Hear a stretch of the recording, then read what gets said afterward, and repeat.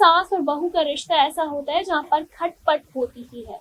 जया बच्चन और ऐश्वर्या राय बच्चन के रिश्तों को लेकर भी कई बार ये अफवाहें सामने आई हैं, लेकिन दोनों ने कभी भी इन अफवाहों पर चुप्पी नहीं तोड़ी। जया ने एक पुराने इंटरव्यू में अपनी और ऐश्वर्या के रिश्ते को लेकर बातें की थी। उन्होंने बताया था कि दोनों के बीच का आखिर ये रिश्ता कैसा है।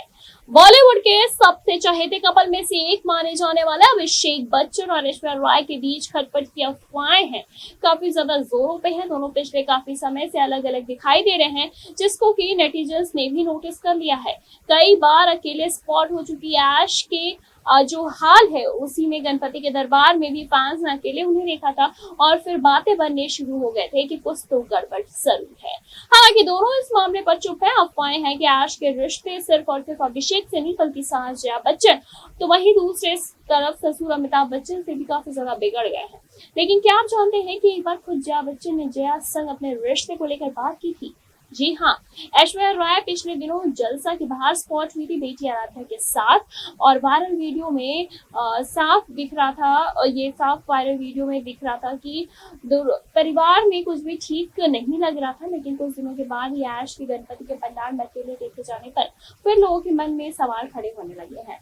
इन वीडियो के वायरल होने के बाद जया बच्चन के उस इंटरव्यू को लोग फिर याद कर रहे हैं जिसमें कि उन्होंने अपनी बहू को लेकर बातें की थी और अपनी बहू को लेकर कई खुलासे किए थे। दरअसल बताते चले कि अमिताभ बच्चन केबीसी के सेट पर भी यूं तो कई बार अपने परिवार के बारे में बात करते हुए नजर आते हैं, लेकिन बेटे अभिषेक की शादी के बाद जया बच्चन ने रेडिफ को दिए गए इंटरव्यू में बहू ऐश्वर्या को लेकर बातें की थी।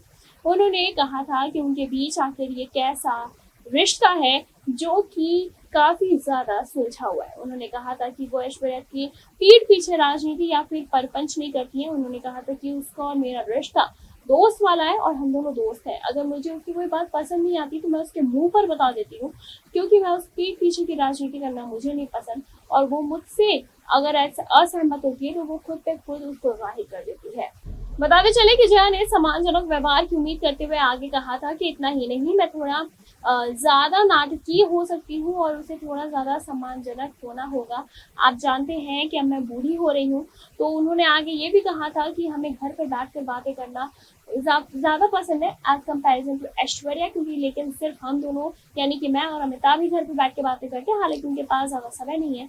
ऐश जो भी करती है हम उसका मजा लेते हैं। मेरा और उसका जो साथ है, जो रिश्ता है, वो बहुत अच्छा है।